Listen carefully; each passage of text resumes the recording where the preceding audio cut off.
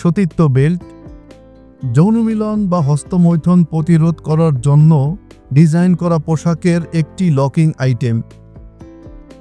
এই পোশাকের মাধ্যমে যৌন মিলন বা হস্তমৈথুন প্রতিরোধ করা হতো। মধ্যযুগে ইউরোপে যুদ্ধে যাওয়ার আগে নাইটদের স্ত্রী ও কন্যাদের এই সতীত্ব বেল্ট পরানো একটা সাধারণ ব্যাপার ছিল। এই সতীত্ব বেল্ট পরানোর উদ্দেশ্য ছিল তাদের স্বামীদের দূরে থাকাকালীন মহিলাদের বিশ্বস্ততা নিশ্চিত করা। এই বেল্ট কয়েক মাস বা ক্ষেত্রবিশেষ কয়েক বছর ধরে স্থায়ী হতে পারত, কেননা একটি যুদ্ধ কতদিন চলবে তা সঠিকভাবে বলা যেত না। যুদ্ধ 1 মাস হলে তাহলে এই বেল্ট 1 মাস পরা লাগতো।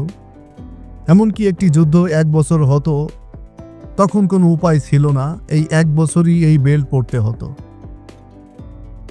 তারা কোনো অবস্থাতেই এই বেল্টটি খুলতে পারত না, কারণ কেবল তাদের স্বামী নাইটদের কাছেই বেল্টটি খোলার চাবি থাকত। এই ধরনের বেল্ট ঐতিহাসিকভাবে নারীদের জন্য ডিজাইন করা হয়েছিল, স্পষ্টতই সতীত্বের উদ্দেশ্যে, নারীদের ধর্ষণ থেকে রক্ষা করার জন্য বা মহিলাদের যৌন সঙ্গীদের যৌন প্রলোভন থেকে বিরত রাখতে তৈরি করা হয়েছিল এই সতীত্ব বেল্ট। আপনি ভাবছেন যে এই সময়ের মধ্যে মহিলারা কিভাবে তাদের নিজেদের পরিষ্কার রাখত? উত্তরটি হবে খুবই সহজ, তারা কখনোই নিজেদের পরিষ্কার রাখতে পারত না। ব্যক্তিগত স্বাস্থ্যবিধি তখন প্রায় অস্তিত্বহীন ছিল, এমনকি তাদের বিয়ের দিনেও। প্রকৃতপক্ষে সে সময় নববধূর শরীর ঢেকে দেওয়া হতো অসংখ্য ফুলের তোড়ায়, যাতে তাদের শরীরের দুর্গন্ধ সকলের নাকে না আসে।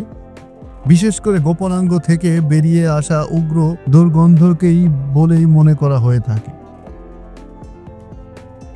সতীত্ব বেল্ট সম্পর্কে একটি সাধারণ এবং জনপ্রিয় ধারণা হলো তারা একটি মধ্যযুগীয় মন্ত্র ছিল, পুরুষদের দ্বারা ডিজাইন করা হয়েছিল এবং মহিলাদের দ্বারা পরিধান করা হয়েছিল, যাতে নিশ্চিত করা যায় যে তাদের স্বামীরা যুদ্ধে যাওয়ার সময় এবং দীর্ঘ সময়ের জন্য বাড়ি থেকে দূরে থাকার সময় স্ত্রীরা বিশ্বস্ত থাকবে।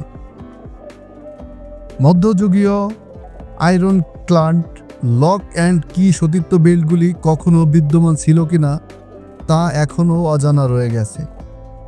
তবে সতীত্ব বেল্টের পৌরাণিক কাহিনী 21 শতাব্দীতে টিকে আছে। রেনেসাঁ কবিতায় পুরুষদের দ্বারা মূলত মহিলাদের জন্য লেখা সতীত্ব বেল্টগুলি বিশ্বস্ততার প্রতীক বা প্রতিশ্রুতি হিসেবে প্রকাশিত হয়েছিল। 20 শতাব্দীর শেষের দিকে এবং 21 শতকের প্রথম দিকে সতীত্ব বেল্টটি ফরগেট মি নট প্যান্টি আকারে ফিরে আসে।